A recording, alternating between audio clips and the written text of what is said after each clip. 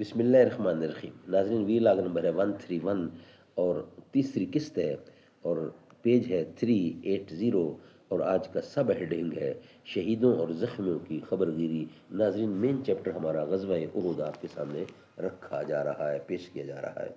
Writer اس کتاب کے ہیں مولانا صفی الرحمان مبارک پوری رحمۃ اللہ علیہ، اور اس کتاب کا ٹائٹل ہے الرحیق المختوم، سیرت النبی صلی اللہ علیہ وسلم پر دنیا بھر میں اول انعام یافتہ یہ کتاب ہے، جس سے یہ واقعہ ہم آپ کے سامنے غزوہ احد رکھ رہے ہیں.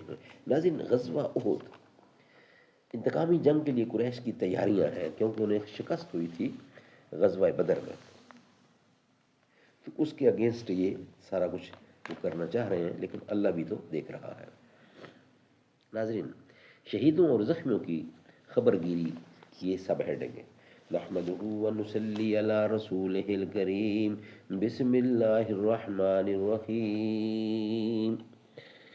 دل مگر مرنے والوں کا جہاں آباد ہے، حلقہ زنجیر صبح و شام سے آزاد ہے. وقت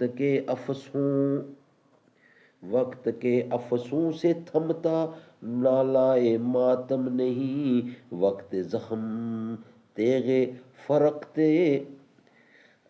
فرقت کا کوئی مرہم نہیں. سر پہ آ جاتی ہے جب کوئی مصیبت ناگہاں، اشک پہم دیدہ انسان سے ہوتے ہے رواں. شہیدوں اور زخمیوں کی خبرگیری یہ سب ہیڈنگ ہے جو ہم آپ کے سامنے رکھ رہے ہیں.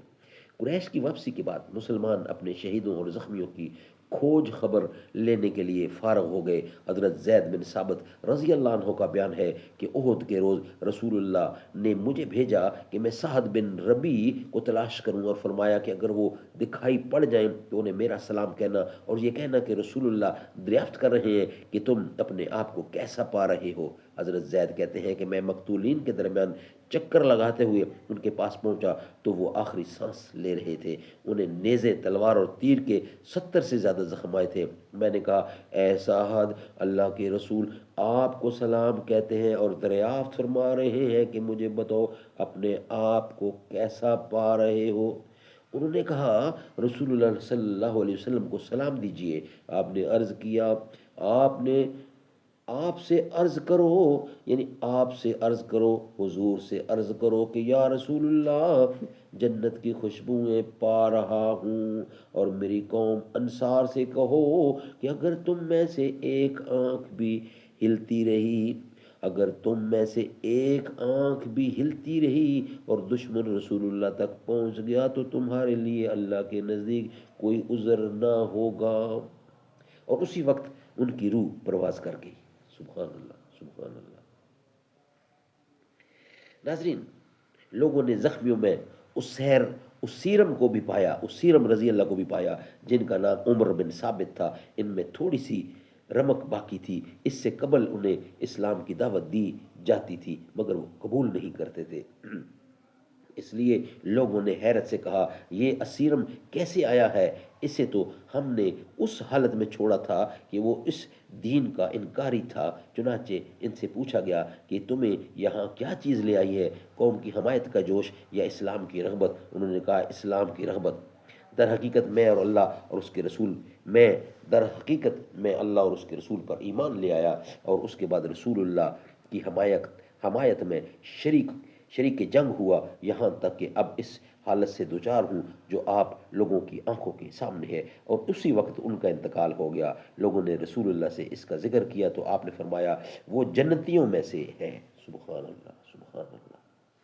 حضرت ابو ہریرہ رضی اللہ عنہ کہتے ہیں، حالانکہ اس نے اللہ کے لیے ایک وقت کی بھی نماز نہیں پڑھی تھی، کیونکہ اسلام لانے کے بعد ابھی کسی نماز کا وقت آیا ہی نہیں تھا کہ وہ شہید ہو گئے. سبحان اللہ، سبحان اللہ. ناظرین، بقیہ حصہ نیکسٹ ویلاگ کی صورت میں ہم آپ کے سامنے رکھیں گے انشاءاللہ. ہر وقت تصور میں مدینے کی گلی ہو اور یاد محمد کی میرے دل میں بسی ہو.